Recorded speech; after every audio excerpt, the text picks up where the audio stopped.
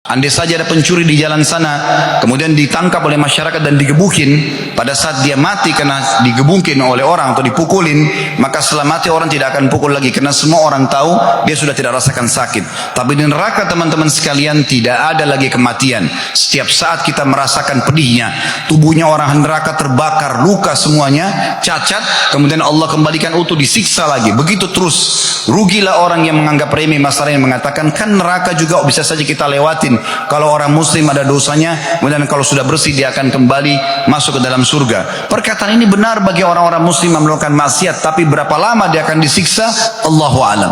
Andai saja Anda mengambil korek gas, ya, korek yang biasa Anda pakai kecil, Anda bakar jempol tangan Anda saja, hitungan detik Anda sudah rasakan sakitnya. Kalau 1 menit mungkin matang jempol kita ini, dan kita butuh operasi untuk membalikan, itu pun belum tentu sempurna. Bagaimana orang yang seluruh tubuhnya disiksa dan dibakar di api neraka hanya karena pembangkangan selama di dunia, hanya karena tidak mau maksimalkan waktu seperti Ramadan, kembali kepada Allah, kembali kepada ibadah kepada Allah subhanahu wa ta'ala.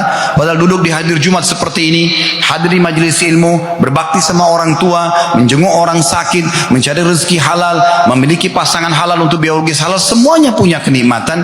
Kenapa tidak pilih yang baik-baik dan yang halal saja?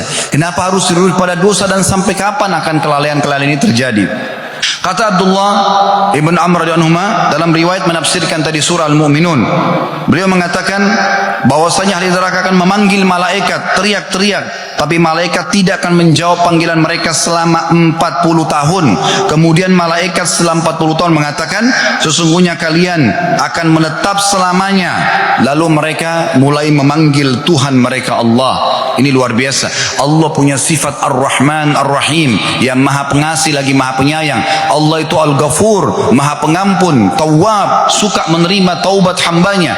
Tetapi di hari kiamat nanti sudah tidak bisa lagi semua itu.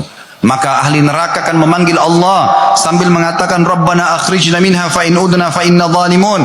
Tadi di ayat 107 Al-Mu'minun. Ya Tuhan kami, keluarkan kami dari neraka ini. Kalau kami kembali ke dunia lalu kami tetap berbuat dosa, kami termasuk orang-orang zalim. Dalam riwayat ini dikatakan, namun Allah tidak menjawab mereka seperti lamanya umur dunia. Berapa miliar umur dunia ini, berapa miliar tahun, begitulah Allah tidak menjawab mereka. Mereka disiksa terus. Setelah itu pun, setelah seumur dunia, Allah menjawab mereka, ikhsa'u fiha wa la tukallimun. Maka tinggallah dalamnya dalam kondisi terhina dan jangan pernah berbicara kepadaku.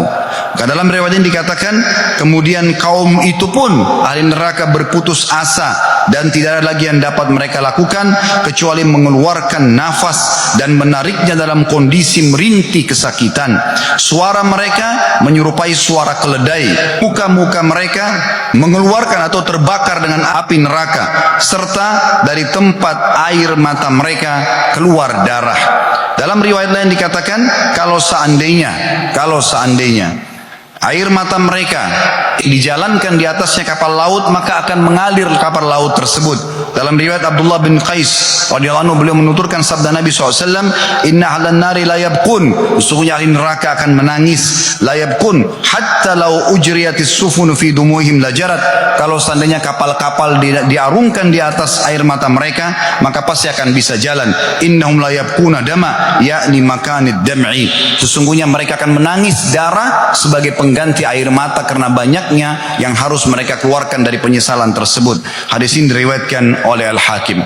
Sebagai penutup teman-teman sekalian, Allah subhanahu wa ta'ala memerintahkan kita dalam banyak firman-Nya. Sudah 1400 tahun lalu ayat-ayat ini turun. Renungi baik-baik. Dan kalau Anda tidak sadar sekarang, lalu kapan? Berapa kali kami ulangi kata-kata ini? Kalau Anda tidak berubah menjadi soleh dan solehah di saat ini, lalu kapan? Ini adalah Ramadan, momentum yang paling tepat.